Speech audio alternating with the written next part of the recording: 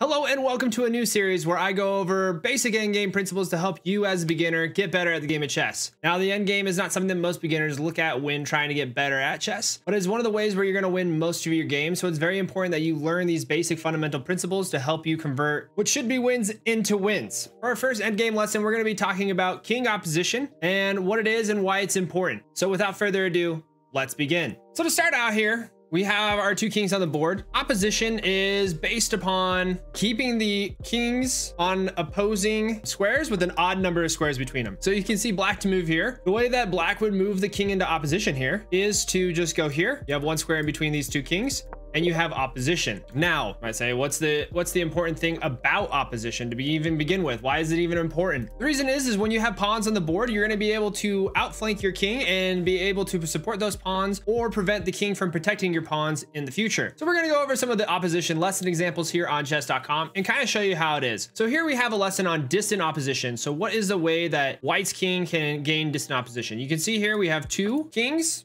opposite side of the board. We're already far away from each other on an equal playing field. The only thing is you have an even number of squares here. You have 6 squares. So how do you put your king in opposition? You move it here. Now there's 5 squares in between the kings and you put yourself in distant opposition. There's also, in terms of doing straight across like a rook, you also have like diagonal opposition, and that's the same thing. You can see here that they're on the same diagonal, but there's 6 squares between them. So how do you put the white king in opposition here? It's just going to b2, and you have now an odd number of squares between the king. So here we have an example where the pawn is now on the board with the kings, and we can show how opposition works in a game. So the best move here for white is to put the king in opposition and work its way over to the pawn. As long as the king is in opposition to this black king, the black king can never get closer to this pawn. And once we do that, we can then push this pawn up and convert it into a queen and then eventually win the game. So to do that, we have to put ourselves in an opposition with the king with an odd number of squares between us. The king moves over here to c6, so we continue to put ourselves in opposition. It now goes here to d6. We put in opposition once again. Now that we're in opposition here, we have the pawn behind us. This is where opposition comes into effect. Black is gonna move here to e6. We don't wanna keep repeating moves. We wanna be able to support this pawn push forward. So what we wanna do here is move up to c5.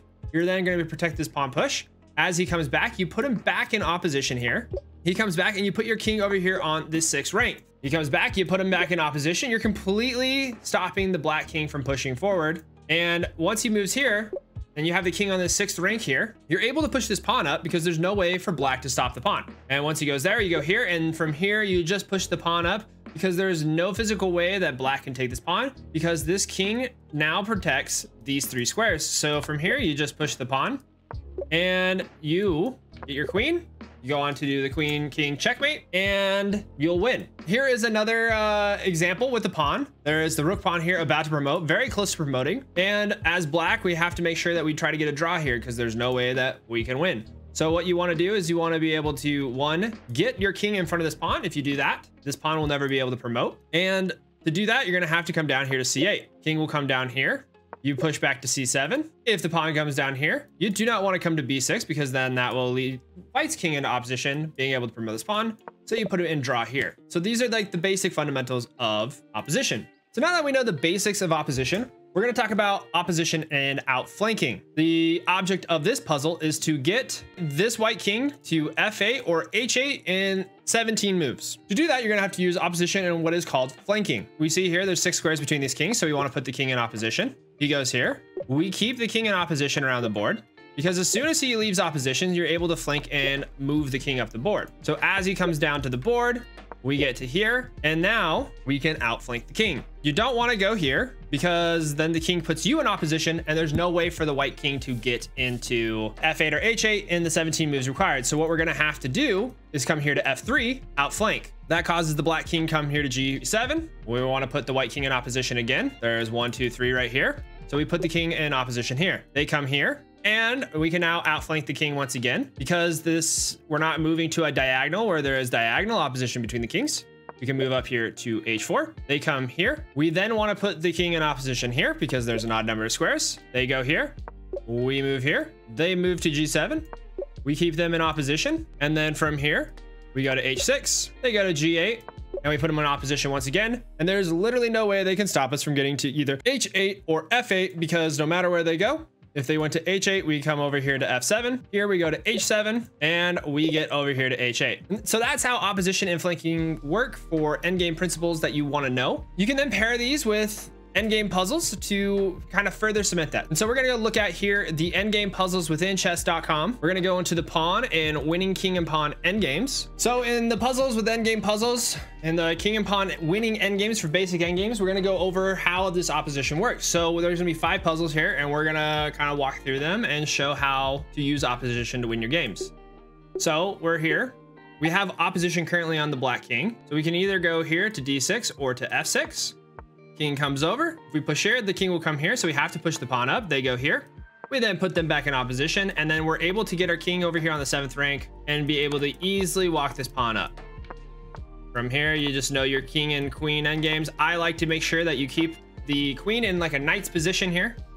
So you're able to push this king all the way down to the board. And once you get this king on the back rank, if you put your queen here on these middle 2 squares, you're able to just walk your king down and get a checkmate in the corner. And that's how I prevent stalemates from happening all the time. So here in our second puzzle here, we're currently in opposition. We are going to have to go either forward or backwards, and black can put us in opposition if they want. But in this, they're going to go here. You're going to go here, and then you can walk up this queen, put them in check, or put them in the corner of the board. And now that we have the queen on the back rank, we can just walk it up. All right, so here is a very good pawn and king endgame that you're gonna wanna do. The natural instinct for beginners is just to start pushing this pawn forward. But what you wanna do is they're actually gonna unnaturally wanna push this king up as much as possible. So now you see we are currently in opposition and we're gonna just push this king up. So we put up, we're in opposition. And from here, now that we're in opposition, we're able to push this king out. So now I am going to just walk this pawn up. We're in opposition still, so we just keep walking it up. I can go here, and there's no way that this king can be able to attack this pawn in time. So I'm going to put my king on the 7th rank and easily walk this pawn up, and then go to push this king into the corner of the board. And deliver the checkmate. All right, we're on the 4th puzzle now. We're wanting to get our king in front of this pawn. We get the king in opposition. And from here, we just walk this king up. If we go here and they go here, we push up. There's not a way that the king can steal this pawn. We can push up here. We can push up here. If the king comes back, we put him in opposition. And then we slowly walk him up. The opposition is very important for these very tight king pawn endgames. It's very important to get your king in front of the pawn as much as possible and using opposition to your advantage. And then once you do that, this king queen checkmate pattern is you won't be able to miss it again if you're a beginner in the game of chess. So here is our last one. We got to put the king in opposition. If we go here, we just have to get our king in front and put him in opposition. Now he has us in opposition. So we can go here, he will come back. We then have this in-between move of pushing this pawn up, which will put our king in opposition. So we do this, they go there, and now we push this pawn up, and we're able to easily convert this. So we'll come here, they'll probably come here, we put them back in opposition, and we will be easily able to convert this. So push this pawn up, he comes back, we put him in opposition, and no matter where he goes, we're able to just push this king over, get this queen, and slowly push him to the corner of the board.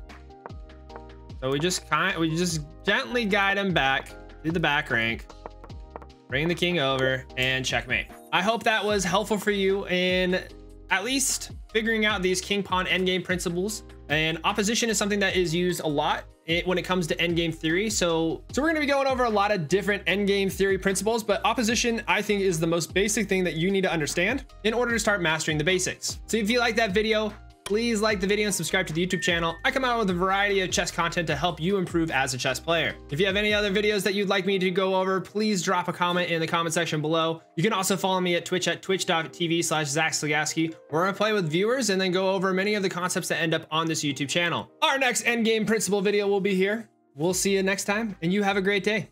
Goodbye.